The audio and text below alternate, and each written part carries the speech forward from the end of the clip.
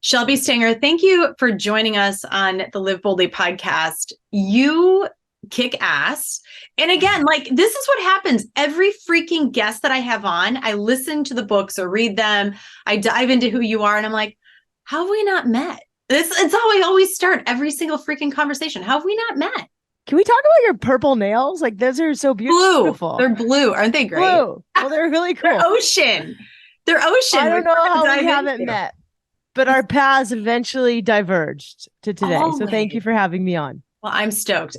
You are an incredible woman. I want to dive into your story. So everybody go grab your journals and really take notes on this because you, how do I even explain you? You have catapulted into this space and have been helping people. You have your own podcast. You are now a published author. Love your book, Will to Wild. It's Thank you. incredible stories of people that are doing these courageous, brave, actionable, beautiful experiences in their life to become who they are intended, living their purpose. And I want to dive in, first of all, with who is Shelby? Let's have you start there. Who are you? Well, I'm a journalist, a podcaster, I guess now an author, but I've always just believed that even a little adventure is life's antidote. It's so good for you. And it started when I was young. I started surfing when I was a young little girl. My dad had passed away suddenly of a heart attack when I was 11, and I got to go to surf camp. And I was a soccer player, but in the water, I just got a lot of answers that I didn't on land. And Yeah. then pretty soon afterwards, started teaching surfing. And there was this all-woman surf school that my favorite human in the world opened. It's still going today. It's called Surf Diva Surf School. And this powerhouse of a woman, Izzy Tihani, you should have her on your podcast. She's incredible. She started this brave all-woman surf school in like 1996 with her twin sister Coco before anyone was doing it. And I was a surf instructor, and I'd push women into waves. And after a weekend or a week long clinic, they'd call me and they'd be like, Shelby, I quit my job that I needed to quit, or I divorced my husband that I needed to divorce, or they'd end a relationship that they needed to end that wasn't serving them, or they were moving across the country to a place with a better beach and their life would never be the same again. And then the changes they would make would keep going and going and going. And we're in this like age of self-help. Blah. There's so much self-help right now. You can So take much. psychedelics, you can go to gurus, you can do My this. God. But I've always believed that, a little adventure is super healing, and it gives you this dose of courage that you take with you to the rest of your life. You can't get that taking any pill. And, I'm not a hardcore adventurer. I'm probably never going to like hike the entire Grand Canyon or like climb Mount Everest.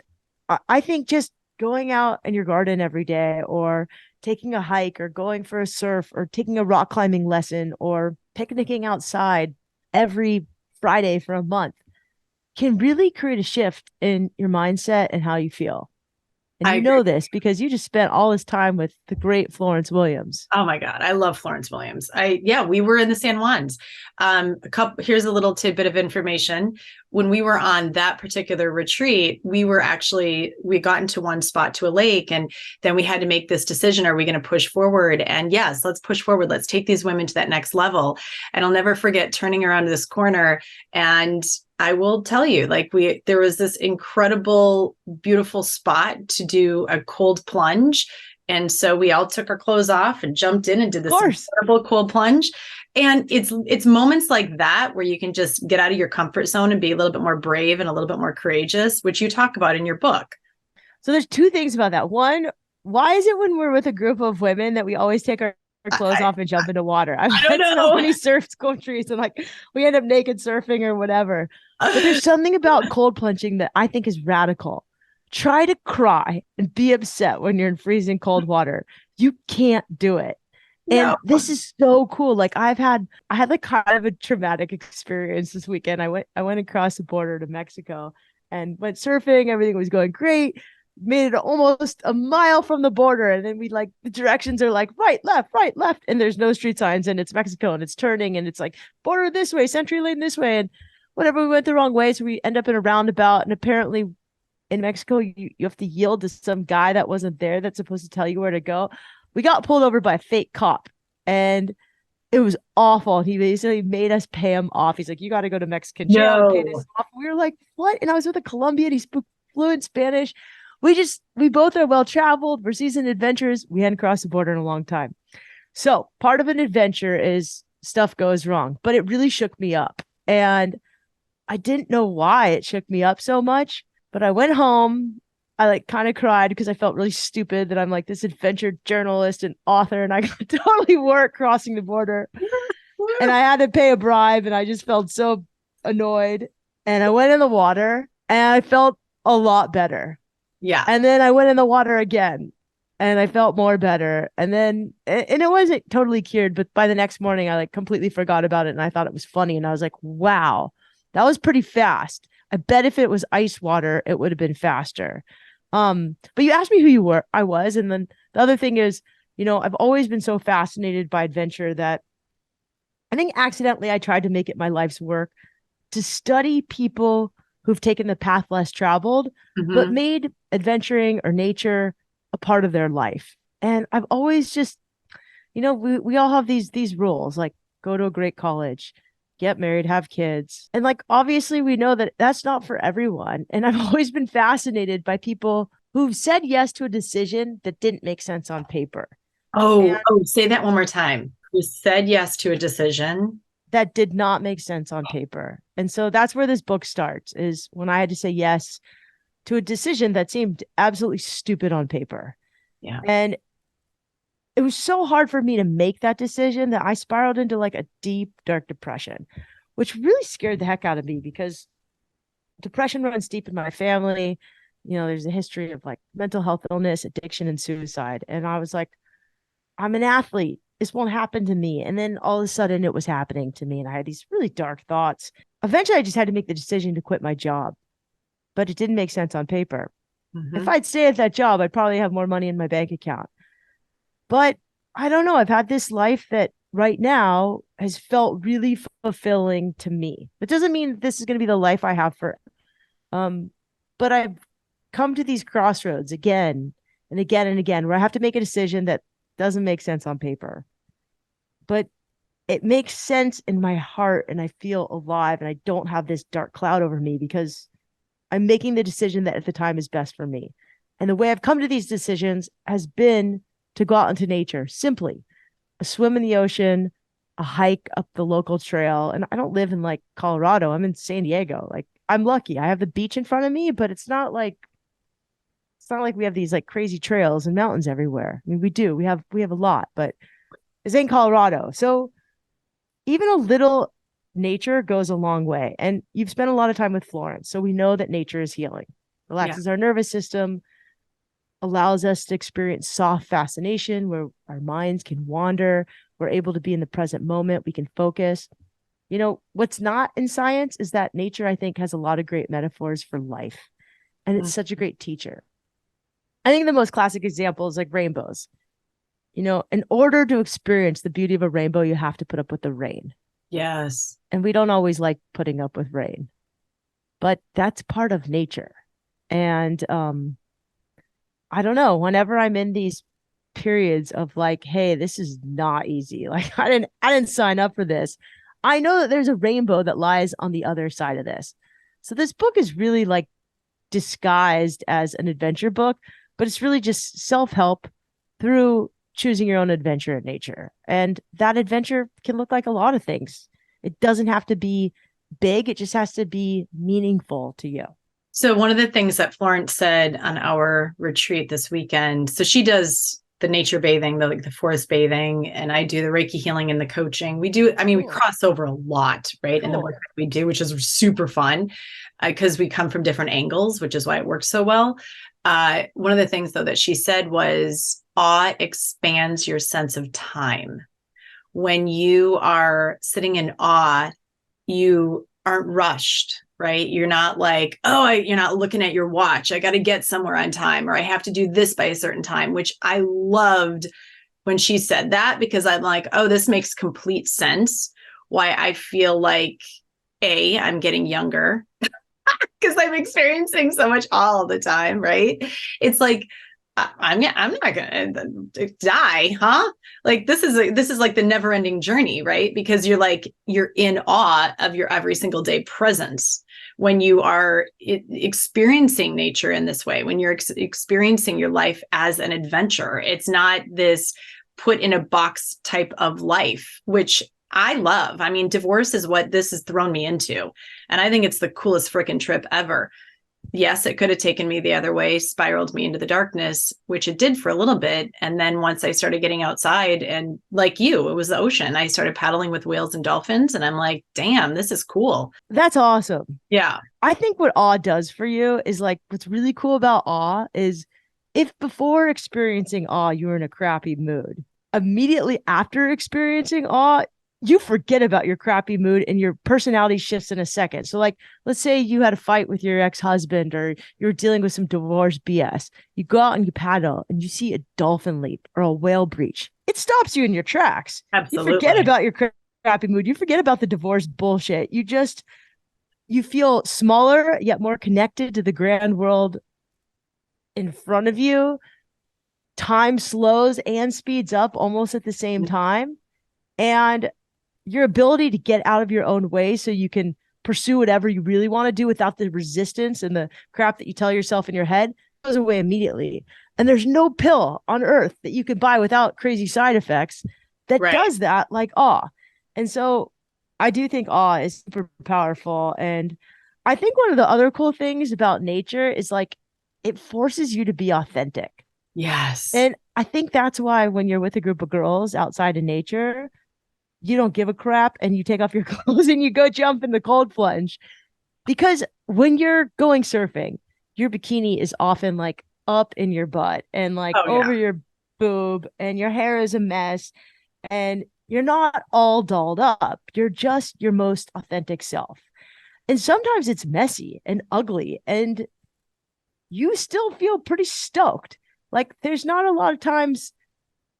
It's just a cool time in life where you cannot care about your aesthetics on the outside and just fully enjoy the joy that you get from the inside of experiencing in the moment. I mean, we both live in Southern California where there's some pressure to be aesthetically looking good on the outside. And when you're adventuring in nature, like you're not always going to look great and you're going to feel great no matter what. Doesn't matter.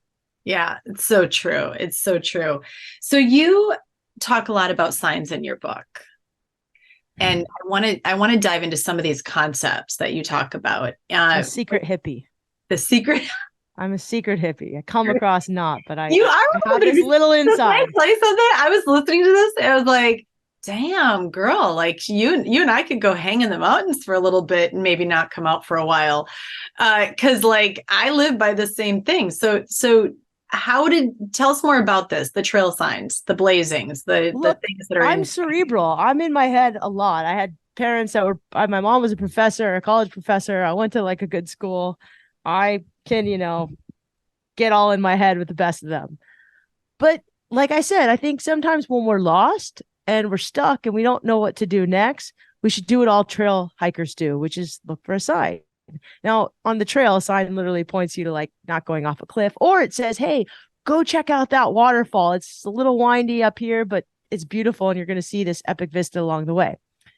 And in life, sometimes we get crossroads where we have to make these decisions, and we can make all the pro con lists that we want.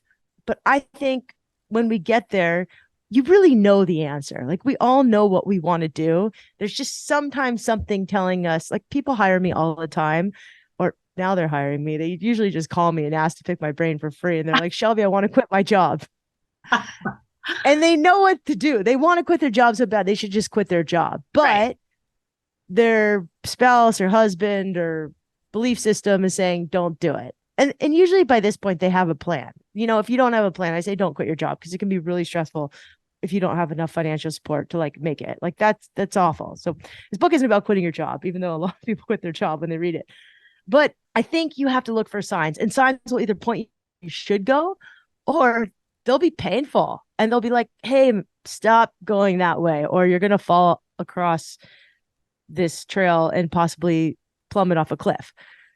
So I think the only way you can find signs is to pay attention, and they're going to be personal. Signs are very personal. They come to you in only the language that you speak.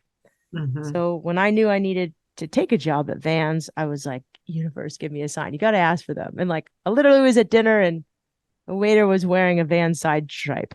I was in Orange County. So like the chances of this happening was pretty high, but it was immediate. When I wanted to quit my job and I kept muscling through this depression, I kept getting injured while running. And then I got injured while swimming. And then I had an experience where I peed my bed at age 29. I laughed like my ass off funny. in that part of the book. I was like, she didn't. She really did. I was like, does she get it? Is she real? She really did. And I was like so horrified to write about this, but I'm like, oh, it's kind of funny. It's hilarious. And then I was like stuck in traffic. And I realized when I was so stuck in traffic, like literally a semi truck had turned on the 101 freeway, which is one of the busiest, most awful freeways in Awful. America, in LA. And I was like, oh, I'm stuck. And there's like a semi truck in front of me, but I'm stuck in life too. And I need to like, the only way to move forward, I can't move through a freaking semi truck. I'm going to just have to sit here, be patient. And when I get out of this, I need to get help. Yeah. And sometimes you got to ask for help. And that's being brave. So this book is really, disguised as an adventure guidebook, but it's an entire book about ways to approach fear through humor, through adventure, through all types of people that have done it, from an outdoor drag queen to a body positive runner to 56-year-old grandmas to an 85-year-old grandma to a former executive at IBM who wanted to like bike down the entire coast of Alaska to Mexico. So I just wanted to give examples, big and small, of how adventure can help you change your life. And it doesn't have to be a big adventure. It could be taking up gardening. I've seen people make dramatic shifts in their lives from planting a garden or even like succulents in their backyard. And it doesn't have to be expensive either. Like someone wrote me a comment. I did a TEDx talk and they were like, show me the version for those of us who have to have to work. And I was like, dude, like half the people in my book and who I interview are not rich. No. And I think one of the things I say in the book is like, if you want to do an adventure and you're scared and you want to just have an experience, hire a guide. It's really not that expensive to take a surf lesson or rock climbing trip or save up and go on that trip with Sara and go to the Grand Canyon or Alaska or whatever. It's the thing that I have found, I'm high impact. I love high impact. If you can't tell, anybody that knows me knows that. Like, I'm like, I love the rush, right? The adrenaline. And I will say that some of the greatest times, like the greatest experiences, my greatest lessons have come from high impact experiences. In other words, take those 3 days and just get off the grid or not get off the grid, whatever you can do, right? And just like go do something that fills your heart and your soul. It's high impact. It's awesome. And that's what also keeps me going throughout the rest of the year. Yeah, I think it's really important if you can put something on your calendar because you paid for it in advance, you're more likely to show up. Absolutely. You got some skin in the game. And it's hard to make time for things like that, but it's really important. Like, you got one shot at this ride of life and you might as well live it up. So there's a quote that you wrote that you said in your book. By the way, you got to record your own book, which is, of course you did, because you also are a podcaster. And I loved it. I thought it was so good. It was very well done. Living in drama keeps us from seeing our signs in life. I had to laugh at that because it's so true. And I think that so oftentimes people live in the drama of life and create all of the why nots instead of the why can't we, right? Like why, not the why not, but like, how can I, right? Instead of actually stepping into the, how can I make this happen? Or why isn't this for me? Of course it's for me. Tell us more about that. I mean, I'm from a family where there's some drama and I've created drama. Like, maybe it looks different than it looks for the rest of my family members, but I think when we don't want to deal with what's in front of us, we all know that person, and maybe it's ourselves, that Mm-hmm. creates drama, that gets into fights. Like if you find yourself fighting with a customer service agent and your friend and your coworker, or you're just getting annoyed, you're like, I hate that politician. Look, most of us don't like politics or whatever, but if you find yourself really angry at like every single cause in the world, and you're getting like really wrapped up in just drama, like everywhere, traffic, you're getting annoyed at people who cut you off, you just have to stop and take inventory of yourself. Because usually when your finger is pointing at something you don't like, there's something about yourself that you Yeah. also don't like. And Yeah. that's hard. Like the other day, someone I know posted this whole video about this like entitled person parking in her spot in LA. And she was so upset.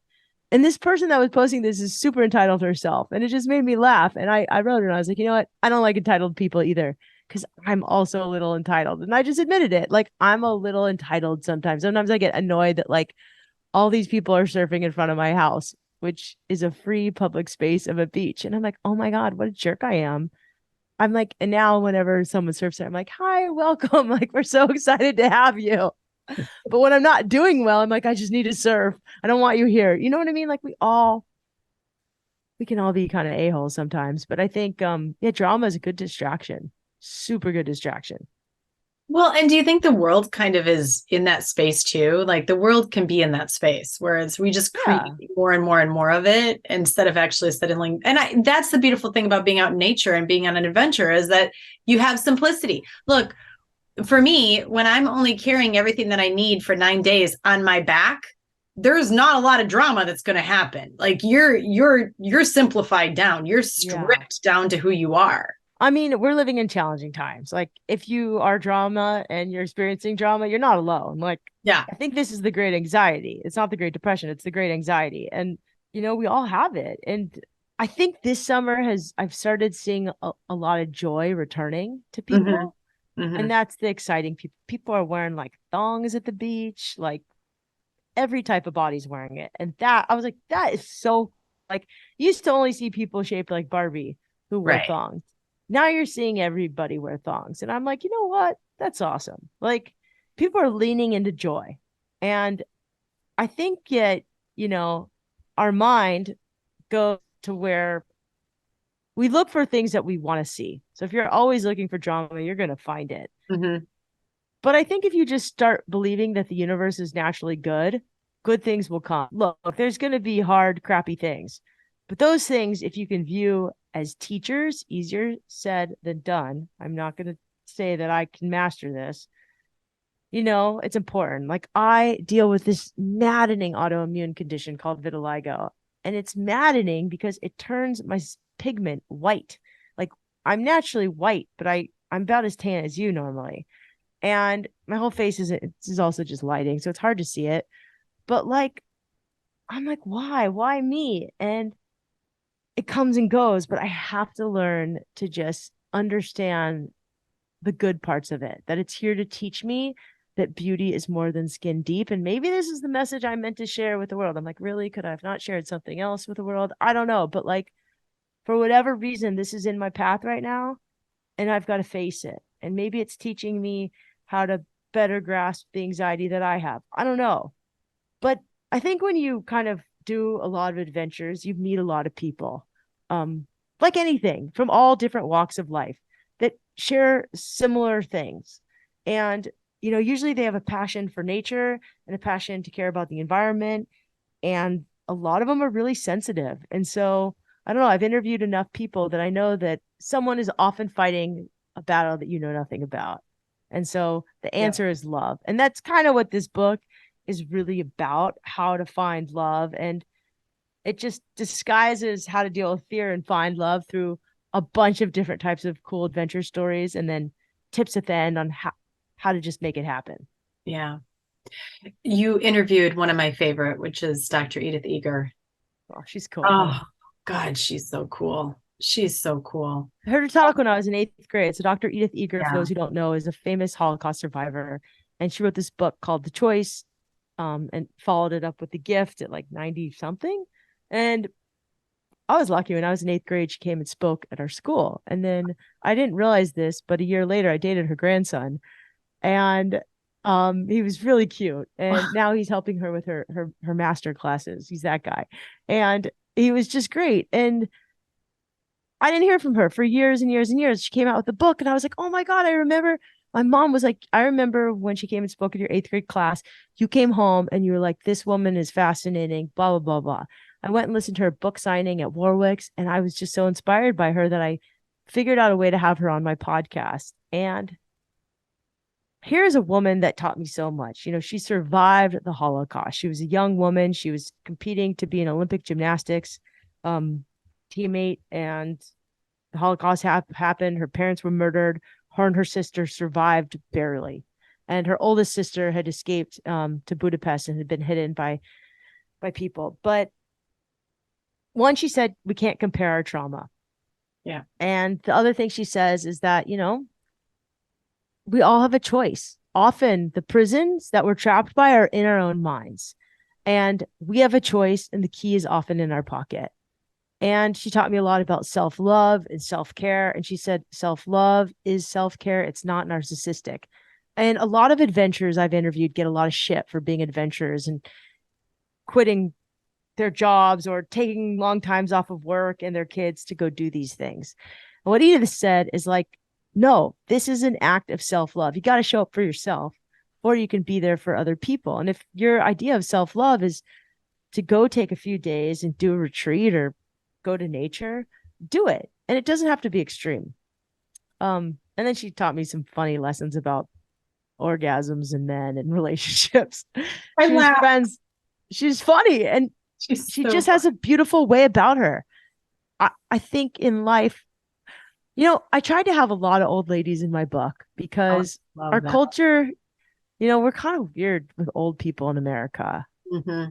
But like old ladies rule, old men rule too, but like little old ladies have so much wisdom, you know, and we can learn a lot from them. I agree. I agree. My favorite quote from her is, we all walk through the valley of darkness or death at some point in our lives. Do not set up camp there. That's a good one, right? Don't set up camp there. Pick that shit up and move on through. That's my next part to it. Yeah. I know. Isn't that good? That's really good. I love that line. I would have used that in the book. Thanks for sharing me. Yeah, no worries. Yeah, next book. We are gonna. I think we're in this like phase of the world too. My mom's a therapist, so I talk to her about this a lot. But like I see it with young kids. They talk so much about their trauma, hypnotizing themselves. Like at some point, you know, a wise yogi teacher told me it doesn't really matter if you know why you're hungry. You just need to, so you're actually finally full. Like eventually you just need to eat. I do think it's helpful to know why you're hungry, but eventually you also just have to freaking eat food. Right. I don't know what that. Yeah, right. And it's so interesting to me because I find the exact same thing. I think that TikTok and all of the things, people are obsessed a lot of times with just like talking about it.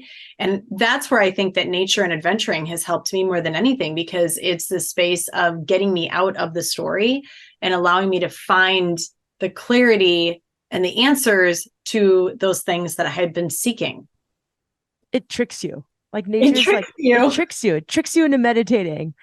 When you're like swimming in the open ocean. I went and swam La Jolla Cove the other day, and I had like a weird experience happen, and I didn't understand why. And I was like, it's so weird. Like it's so in my head, but I was so concerned about seeing a seal or a shark that I didn't really think about anything else but putting one hand in front of the other. And it was so blue and beautiful. And there are Garibaldi's fish. And then I like forgot about everything else. And I was so in the flow and had so much joy. And then I got this dose of courage because I freaking did it. I swam to the quarter mile and back. It's only 300 yards. It's not very impressive, but I was proud of myself. And afterwards, I was like, I got this epiphany. And I was like, oh, that happened because of XYZ. And it wouldn't have, I could have gone to a therapist and tried to work that out. It wouldn't have happened. It happened because I was tricked into meditating. My brain was forced down so that the answers could subconsciously come out. Yeah. It happens every time.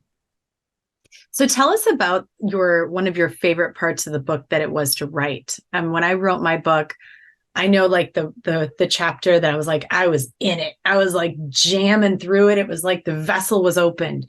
Chapter Like 8. I want to hear about your experience in writing this book and what was your favorite part of it?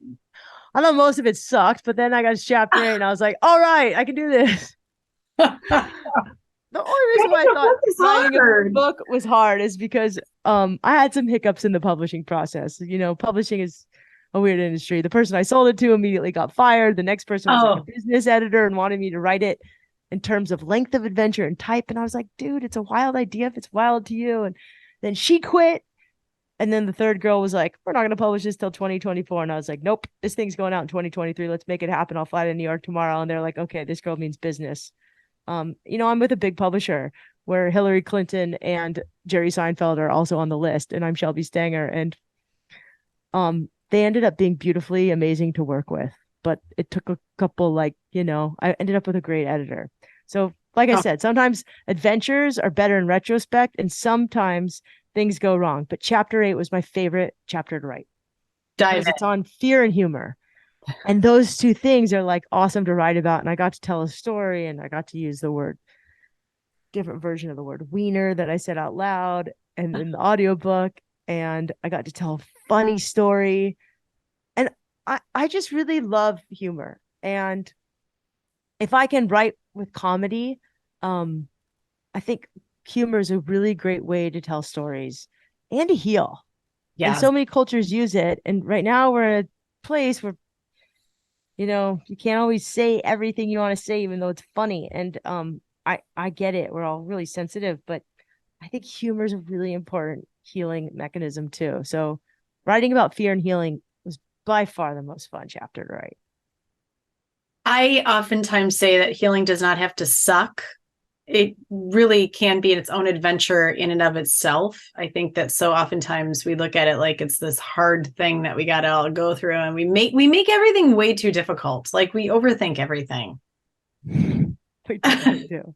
We totally do, you know, and that's why even like just jumping into a cold plunge naked is one of the most healing things you can do. I felt like, I don't know, I kept taking my clothes off. Ask anybody that was there. I was like, wait, I think you probably always took your clothes off, even as a kid. Oh, yeah. I was like, I want to go again. And they were like, God, can we get going? I'm like, just one more time. Just one more time. I think you're either the girl who likes to take her clothes off all the time or you're not. Like I have all these surfer girlfriends and half of them will just always take their clothes off no matter what. And the other half's like, I'm never taking my clothes off. Same with soccer teams. Oh, yes. But it's freeing. I think that's what the thing is. You feel free, and feeling free and safe enough in your own skin to be able to do those things is really cathartic. And when it's fun on top of that, and you can associate like something hard with such a positive experience, I think it could be really cathartic. Yeah. I was not that person years ago. I held on to so much of my trauma. I had body issues. And so now having worked through my trauma and turning 50, yeah. I had major body. I was like, no, man. I was that person where nobody looked at me. And so now turning 50, I'm like, embrace who you are. Come on. Like this is like Dr. Edith Eger, right? Like reading her book, it taught me a lot about the gift and the gift that we are. So why not? Why not? I'm in the mountains. It's a perfect spot. Like there's a waterfall behind me. Come on. That's awesome. It's like, why not? You know, I've always been really interested in waterfall therapy because I really wanted to write about this in the book. And I did, but like the science sounds, it's so fudged and hodgepodge that they're like, you can't write that. I had once read an article by a guy named Wenzin Wu who was studying negative ions and, you know, said that like when water crashes on water, it creates these negative ions, which can elicit feelings of positive emotions and endorphins. And they've like tried to study this in labs. And you can go into like ancient literature and you used to hear all these theories about people who go to waterfalls to hear. Mm-hmm. But a waterfall is where like waves crash or water crashes on water, which there's an abundance of negative ions.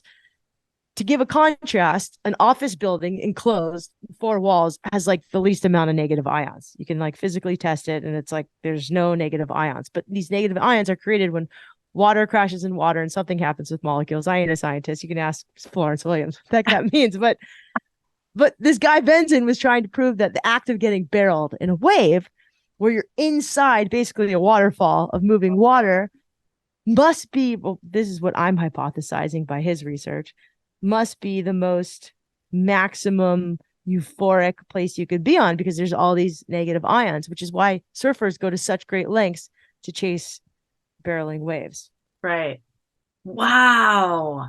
I don't know, but I called all sorts of, like, I called UCSD, I called all sorts of like places. I called this like leading negative ion researcher. I couldn't really get anybody to give me like strong science of it, but it's something I'm still interested in.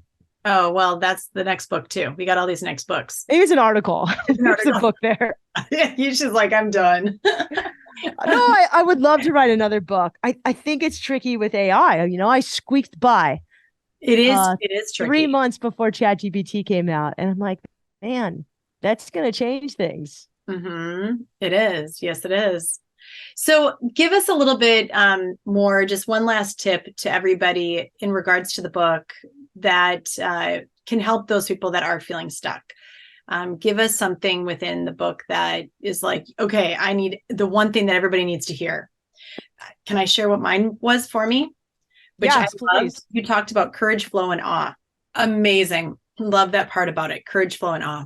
But I want you to share what was yours. Like, what is the one thing within the book that you want everybody to really dive into and to hear? I think the biggest thing is that if you have a wild idea, it'll often lead to the most rewarding adventure. Yes. And I say that at the end of all of my podcasts, but I think if it's wild and it just gives you this like tickle, but it scares you and you know you should do it, but maybe it doesn't make sense on paper, but you know to propel your life forward anyway, then you should go do that thing. And I think there's a chapter in my book that breaks things down to numbers. And I learned this from a man named Jesse Itzler. He is the founder of the Build Your Life Resume. His wife is Sara Blakely of Spanx. He's a really cool guy, and I recommend people follow him on Instagram. But he breaks down things into numbers. And like, let's say, for example, your parents are 80 and the average lifespan is 85 and you see them twice a year. That means you have 10 visits left with your parents. Yeah. And when you break numbers down like that, it makes you book a trip with your parents. Yeah. So, you know, if you have to do one adventure, you know, either take your family on a trip or someone meaningful to you, or do your own numbers challenge, which is like, I like to pick my age and run that many miles for the month or the day. I'm too old now to run that many miles for the day, but like, or catch that many waves or whatever over a week, or put a decimal point in between the numbers and do that. Like, but if you're 46, 4.6 miles. I'm not 46 yet, but you know what I mean? Like, do something fun. And lastly, this isn't in the book, but I've been leading into big kid energy lately. And we all have heard of the song that talks about big D energy, which is like big D energy. Yeah. I think you should just lean into big kid energy as much as possible. And nature lets you do that. It lets you play and have fun. We're not that serious when we're surfing, unless we're with like annoying surfers that are like competing on the tour or whatever. Yeah. You know, make it fun, bring joy, get outside into nature, however you get it. And, you know, little adventure will go a long way. I love that so much. I agree with you. We don't play enough, and being outside and being out in nature allows us to play like big kids, bringing that little kid up to play. It's amazing. Yes. It's amazing. I'm so happy to have had you on. Thank you. Will you come back on at some point? Yeah, I'd love to. Let's meet in person. You come to San Diego, let me know. I would love that. So that's actually one of my next adventures. Being on this podcast, like now that I'm doing this podcast and I'm interviewing such rad, amazing, freaking people, I'm putting it out there. I'm like, I think I'm going to take all my shit and stick it into storage in a couple of years when my kids are older, and literally like hop the world and meet all the people that I've talked to. Right. That's like one cool thing. If instead, well, you should do that. But what I want to do is I want to get all the people that have been in my podcast and do like an in-person festival. Oh, that would one day. Yeah, 100%. 100%. I want Really people do to again. I want to like dive into the space though that they're at, right? Like take me I surfing, love that. right? Because I'm not the surfing kind of like freaks me out. I can paddle with whales and dolphins 4 miles offshore, but surfing freaks me out. So, you know, we all have our thing. And so I want to do all the things that's like kind of freaking me out a little bit, right? Brett Harrington, she's like, come over. I'll teach you how to climb the side of a, mountain. I'm like, sweet. Jill Wheatley, she's like, let's go to Nepal. I'm like, okay. And so, right? Wouldn't that be fun? Yeah, I still even asked you as a model. I was like, come climb Everest with me. I'm like, no, dude. Like, come on, I I'll go don't know if I surfing want with to you. do that. I have no There are a lot of desire. other Tell base camp. I was like, okay, maybe. we can do it together. I'd be happy to. How's Sounds that? super fun. Well, thank you for having me on, and Thank thanks you for for the being on. community you've You're so created. rad. And if you are struggling, like you're not alone. I think that's the biggest thing is like a lot of people are also struggling. Nobody has it figured out. Like everything is made up in the universe. Just remember, like we're this small dot on a spinning globe in a spinning universe.